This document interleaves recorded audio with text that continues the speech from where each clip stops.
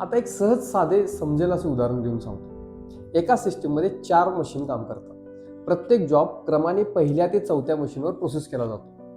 शेवटची मशीन फक्त ड्रिल आणि टॅपचे फिनिशिंगचे काम करते. जॉब एका मशीनमधून दुसऱ्या अशा पद्धतीने प्रोसेस केले जाते. पहिल्या मशीनमध्ये तासाला 20 जॉबचे काम संपते, दुसऱ्यामध्ये तासाला 15 जॉबचे काम संपते, तिसऱ्याला तासाला 13 जॉबचे काम संपते आणि चौथ्याला तासाला ड्रिल आणि टॅपचे फक्त 10 जॉबचे काम संपते. तर अशा वेळी चौथे मशीन आपले कन्स्टंट आहे.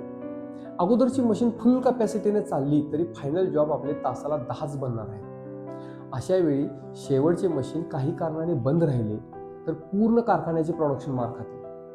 तेव्हा आपले पहिले काम म्हणजे चौथे मशीन कधीही कोणत्याही कारणाने बंद पडू न देणे.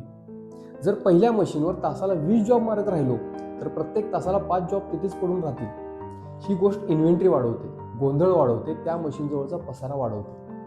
इथे पहिल्या मशीनचा पुरेपूर वापर करून घेणे यापेक्षा बॉटलनेक असलेल्या मशीनची कार्यक्षमता वाढवणे हे महत्त्वाचे आहे. आता आपल्या लक्षात आले म्हणून आपल्या चौथ्या मशीनची कॅपॅसिटी आपण डबल केली. 10च्या ठिकाणी 20 जॉब तासाला फिनिशिंग होऊ लागले. पण म्हणून काय कारखान्याची कॅपॅसिटी डबल म्हणजे तासाला 20 झाली नाही. आता अडथळा झाला तासाला ते 13 जॉब मारणारं तिसरं मशीन. मग लक्ष तिसऱ्या मशीनवर केंद्रित करा. शोधा, ठीक करा, पुन्हा शोधा. अगोदर सांगितल्याप्रमाणे हा एक वेळचा प्रोजेक्ट नाही आहे, ही सतत सिस्टीम सुधारण्याची विचार पद्धती आहे. या सगळ्या थेरीचा अभ्यास झाला की मी तुम्हाला याच पद्धतीने वेगवेगळ्या कारखान्यातले आउटपुट वाढवण्याची केस स्टडी सांगितली.